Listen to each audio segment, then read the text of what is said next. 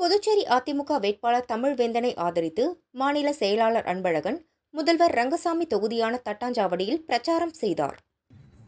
மீண்டும் நமச்சிவாயம் அவர்கள் வெற்றி பெற்றால் உங்கள் தொகுதியுடைய முதலமைச்சராக இருக்கக்கூடிய முதலமைச்சர் ரங்கசாமி அவர்கள் இந்த பதவியில் இருந்து தூக்கி எறியப்பட்டு பிஜேபி புதுச்சேரி மாநிலத்தில் ஆட்சி அமைக்கும்.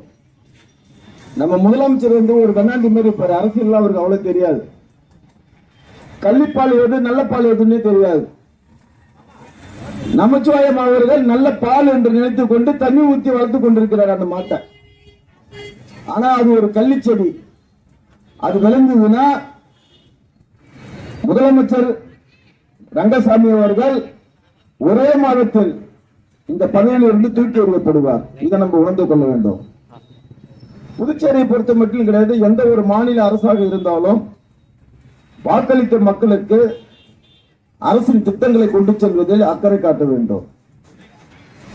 அந்த அடிப்படையில் இந்த தொகுதி என்பது ஒரு நட்சத்திர தொகுதி. பலமுறை முதலமைச்சரை உருவாக்கிய தொகுதி இது. ஆனா இங்க இருக்கிற மக்களை பார்த்தா முதலமைச்சருடைய தொகுதியில் வாழக்கூடிய மக்களா தெரியல.